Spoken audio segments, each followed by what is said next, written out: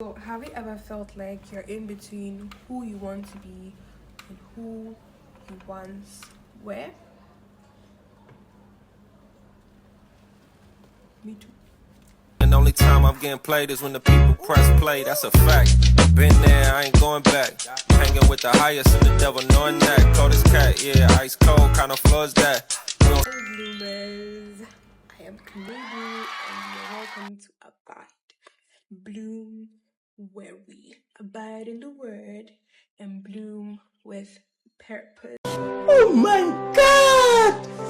Wow! So, today's video is basically going to give you an introduction of who I am, why I am, what I am, for what cause I am. Basically, any question, anything, possible questions that you would have about my page. I'll be answering that in a few minutes for you. So, let's get into it.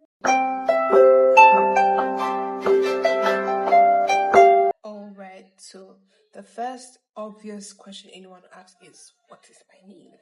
So, on here, I'm just Kunedu, I'm Precious Kunedu Champion. Basically, that's my name. Call me Kunedu on my channel, and that's how I'll address myself on my channel, basically. Basically, the answer I'd give is I always wanted to have some form of channel. See that thing where you're standing in front of the mirror and you're like talking to yourself. Hi guys, welcome to my I always did that, right? But I never really had the courage to bring it to life in a sense. And my shepherd command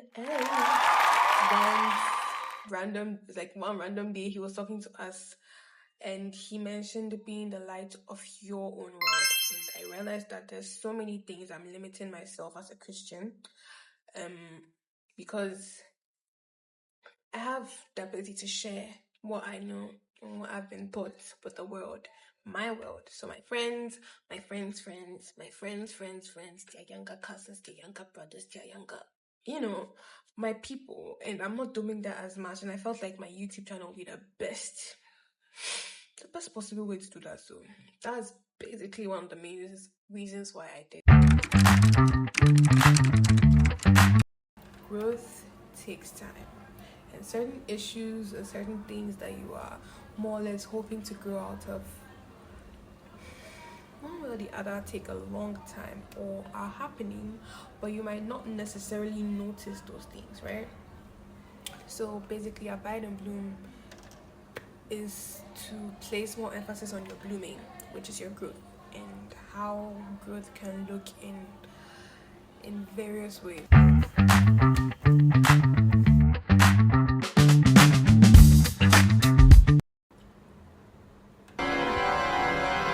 The woman was too stunned to speak. So it's two things, more than two, but these ones are like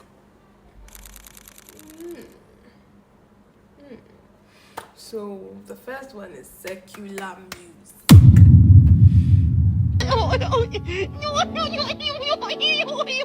Die. What's like, there's this thing here where you put yourself out there as a spiritual person, and then one random day you go for a party and you're rapping Remy's song, like you're putting the bars on bars. People look at you like you were literally fearful of standing last week, and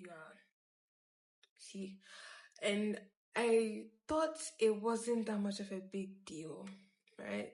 And with time, I started to learn how to grow out of it.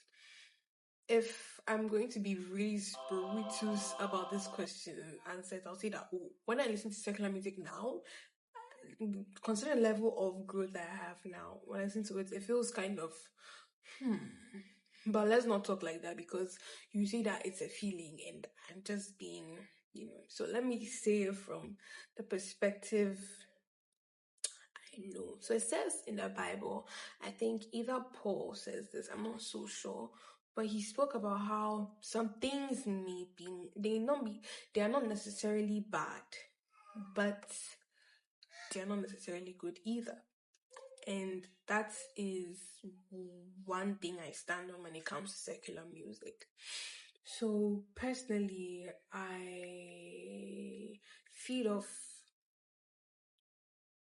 on things that I see, hear, and definitely allowed to enter.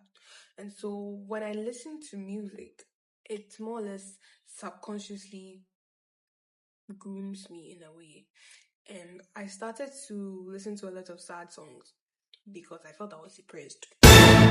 So I used to be this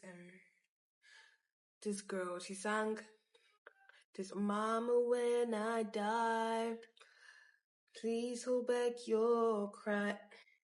Christian, oh, child of God, you are predicting the day you die. I tell your mother that when the day that you die, she shouldn't cry, Charlie. And I was singing this song with my whole heart because I felt like I was 19, I was 18, and I was depressed, and I had to sing songs that people that related with me in a sense. And I used to sing this song every day, and I wasn't thinking about the fact that this was actually feeding into suicidal thoughts. Because she was depressed and she felt like at the end of the day she's going to take her life. And this was one of my favorite songs I was singing. Mama, when I die. She should hold back her cry. Of course. But like that's the point I'm trying to make. The fact that like these things feed your mind little by little, and you don't notice how these things change you in a sense until you start to manifest what you have taken in. Yeah. Because the end product of whatever comes in is what went in, basically. Because you cannot eat or you cannot plant maize and be expecting tomatoes to grow. This is maize that's going to come out. And so if listen to songs that have suicidal backing and depression and all that, girl, you're gonna be depressed in a minute or two. We don't want that for you. That was a bar. So the second thing that was hard for me to let go of, apart from secular music, is boys. Sensitive conversation. But I'm glad to share it. I don't have a chance to tell this to anybody, so once I tell you and you've heard it, I'm not telling you to your face, you're not looking at me in my eye. There's no problem. I never said it. But yeah, boys, let me tell my story. I was this person who felt, well, in addition to the depression I thought I had, or the depression I did go through at a point, I won't deny that I was depressed because I was. But in relation to that, I felt the need to fill in the loneliness with cheat. It's random, it's weird to be saying that right now, but I really felt like I had to have a guy that I would share my problems with, because I was seeing it on TikTok and I was seeing it on social media where he listens to me and he hears what I say, and POV, when you send him a text and he calls you right away like, hey, what's wrong? My daddy did this to me and I'm so, that life was what was my mind. So any single time I maybe liked someone, or maybe in a sense I ended up telling this person I liked them, and by God's grace, by the mighty grace of the Lord, they like me back. Not that bad, not that bad, but they like me back. I began to feel like they are my safe space, and I began to share a lot of things with them, and I put myself in it. I felt like that's what I needed to do, and that was one difficult thing I had to let go of, because at the point where I decided to take my Christian walk seriously, I had a guy, and let me tell you, the guy was fine. He was so fine. He was fine. And before I realized that, I noticed that before I finally took the decision to let go of this person, it took a while. Took quite a while because I was fully invested. Let me tell you that it's not like I had lost the feelings child before I left the person. Like, the feelings were there, and he was the one doing me lungu lungu, but the feelings were actively still there, and I made the decision to take my work seriously, and so I did that. Let me tell you something.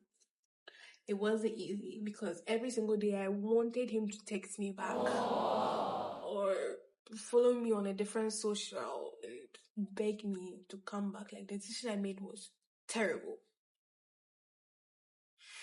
But yeah, that was one of the hardest things. Like, secular music is still hard right now, but it's better now because like there are a lot of songs, a lot of ministers that are doing like wonderful in the gospel ministry and gospel space, and they are giving us music. Punk is punk. Every day it's a punk, and then it's hitting spots where the secular music couldn't hit.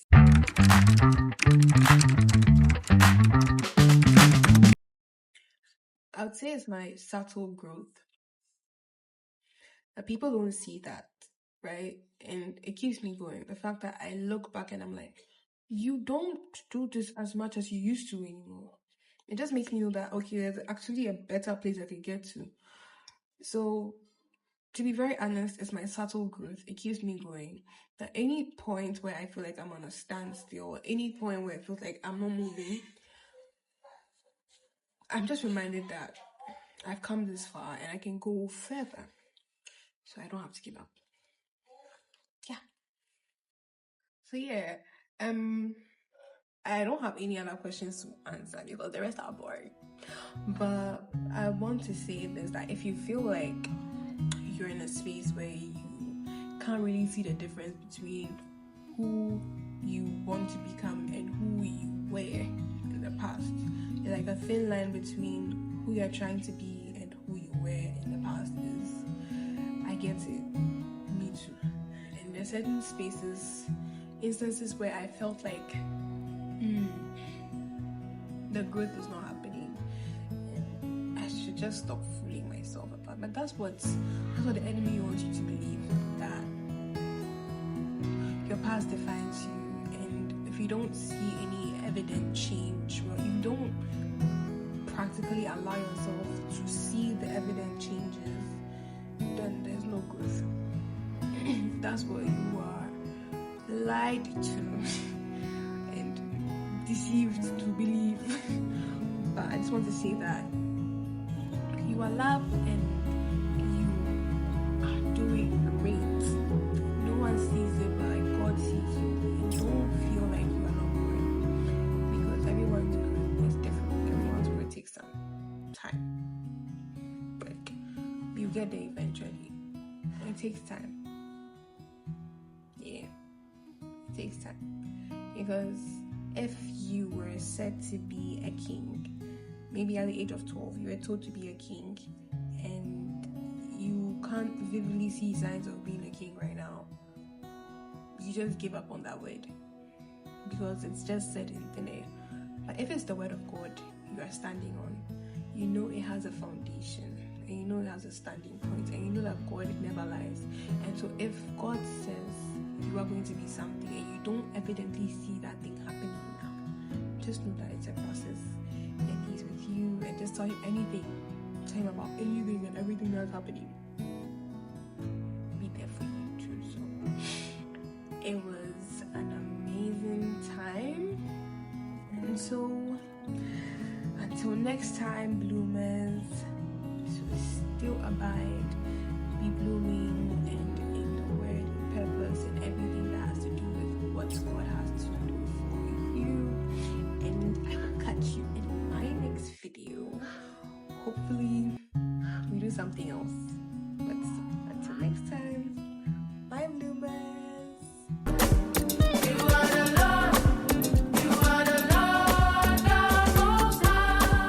See everybody say Jehovah Elroy.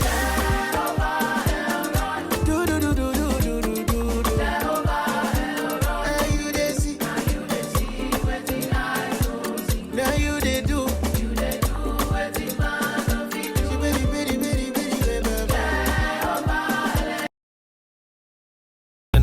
time I'm getting played is when the people press play. That's a fact. Been there, I ain't going back. Hanging with the highest and the devil knowing that. Cold as cat, yeah, ice cold, kind of floors that. We don't speak the evil partner, it's a no for that.